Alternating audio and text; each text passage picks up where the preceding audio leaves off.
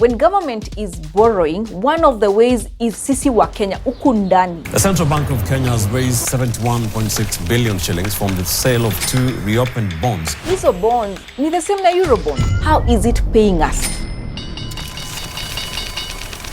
This is Angie on Bonds with Money Mind. Thing is, when government is borrowing, one of the ways is sisi wa Kenya huku ndani. We call that domestic borrowing through treasury bonds. But they also borrow externally. They can float bonds to other countries. Now, this external borrowing through bonds is what we call Eurobond, and it's dollar denominated. Yani wanaenda nchi zingine kukopa through an instrument we call a bond, but that is a Eurobond, not the treasury bonds. Yes, you can access those Eurobonds as well, even you as a Kenyan, but I want to really talk about the domestic bonds that are already here within our reach.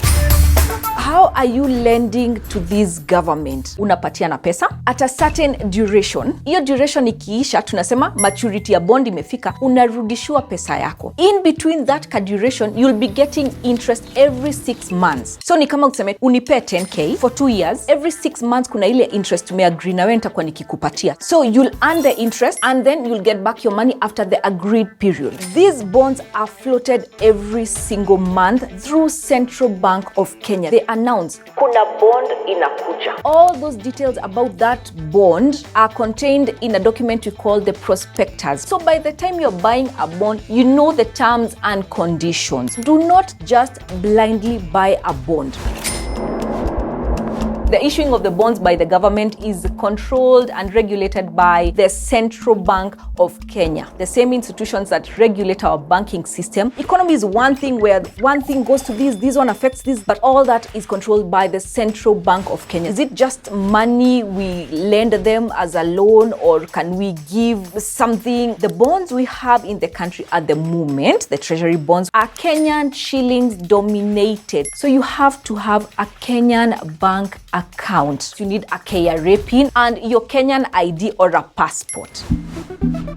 Is there a physical document kama title ya shamba? In bonds, we are going the digital way. We just got a digital platform by CBK called the DAO CSD, whereby you're just buying bonds digitally. We had certificates, but right now you don't need to have any physical document. People confuse between treasury bills and treasury bonds. Treasury bills are short term. Kuna tatu. Kuna 91 days, kuna 182 days, and the longest is 1 year. Treasury bonds are long term. The shortest is 2 years. The longest has been what? A 30-year bond. I don't talk a lot about bills because when you talk of a 1 year investment, that is more of a savings. It's not really an investment per se. But when you want to make an investment, I am talking about long-term investment. Bonds is the ideal thing because it's long-term. The other difference between the treasury bills and the bonds, how they're structured. In bonds, you give your money. After a certain duration, you get back your money. Then in between kwa hiyo duration yote, kuna ile interest unalipwa, which we call coupon. Unalipwa every 6 months. Iko fixed. And then after maturity, unarudishwa pesa yako. When it comes to treasury bills, the structure is different. You give your money at a discounted price. Let's say you're buying 100,000 worth of treasury bills. So they do their calculations and tell you, just pay 96k. Let's say it's a 1-year treasury bill. On maturity, wanakurudishia you 100k. That 4,000 discount umepatiwa, that is your interest. That is what you're earning. The other difference is the taxation element. Treasury bills are taxed. The return you're getting, that